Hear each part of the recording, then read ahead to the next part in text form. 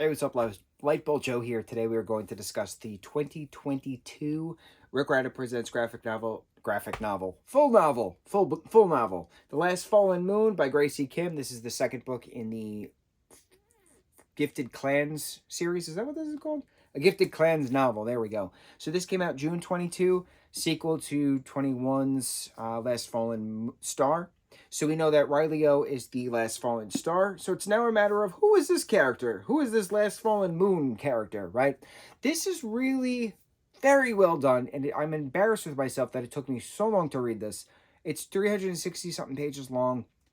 My attention span was just not working this month. It was not working this month. I'm trying very hard to get back to what I used to do in regards to reading. But what I really loved about this is that it's a sequel to the first book, obviously, but it's a sequel to the Cursed Carnival and Other Calamities book that we got, which had short stories from all of the Rick Riordan Presents book authors, which came together to do a compilation book.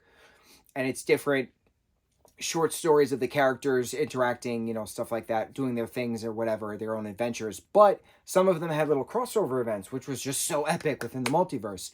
And Riley and her sister Hattie referenced the Winter Carnival or whatever that they had gone to, which is referenced which is the plot point of the short story within that book. So I'm like, yes, bringing it back. I love it. I love it, love it, love it. I love the Rick Riordan Presents books. I love the Rick Riordan multiverse as a whole. We started out with 2007's 2005's Percy Jackson and the Olympians and the Lightning Thief, and then here we are about 20 years later, still kicking, still going through.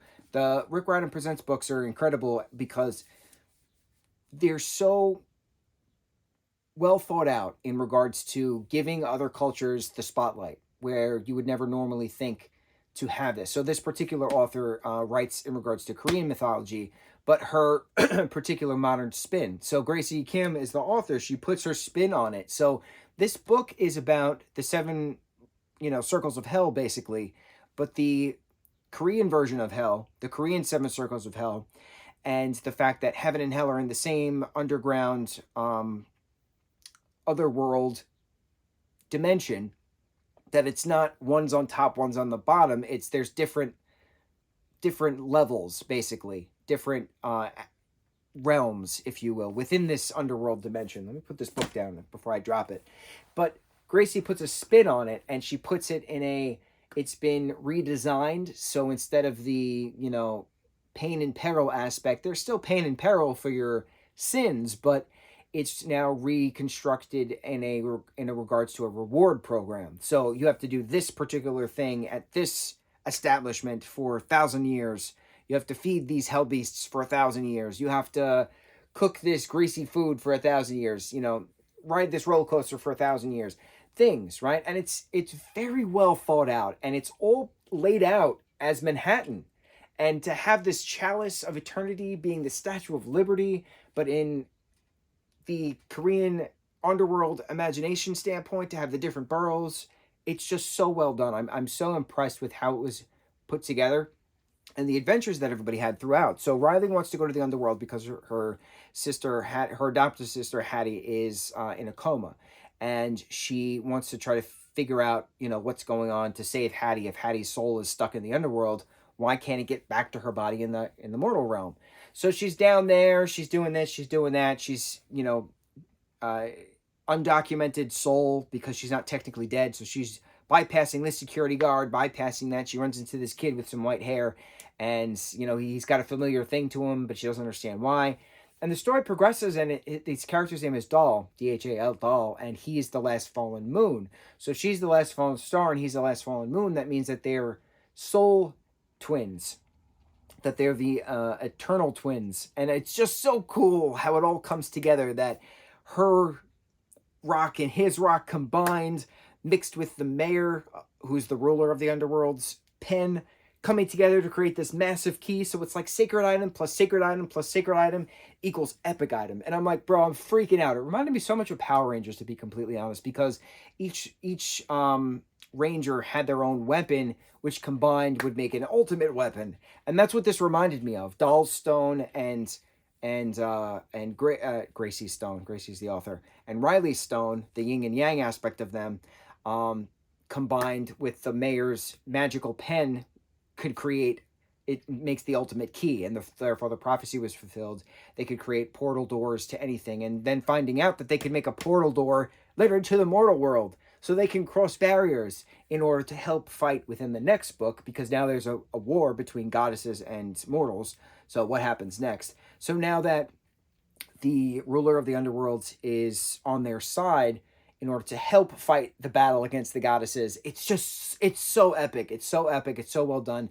Also having reference that one of these, chief fun officers, one of the rulers of this, one of the circles, was off to go on a retreat or something like that, to Hades, to the underworld of the Greek underworld, to go have a meeting with Hades. And I'm like, bro, we're throwing multiverse into this. Like, it's so epic. It's so epic having all of these death gods hang out together.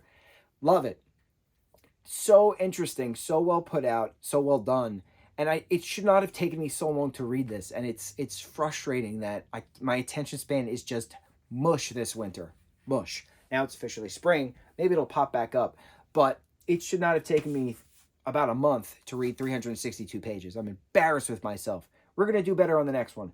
But otherwise, this is very good. Very well done. Very quick. I love the ending. I love how it leaves the cliffhanger. It leaves into the next. If Hattie stays in the spirit realm, and Dahl and Riley and friends go into the mortal realm, how does everybody help each other in regards to crossing barriers, crossing dimensions to help each other to fight the goddesses, to get the magic back for the different clans?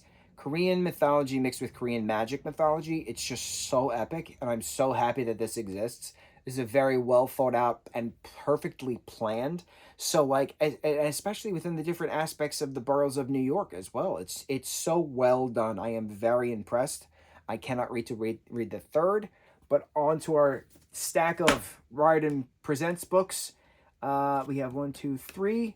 We have 3 books left in that. That I have purchased. I have to read the compilation book, Percy Jackson, the Olympians, and the Demigod Files, because Uncle Rick told us to read that before the Last Fallen Star. No. The Sun and the Moon.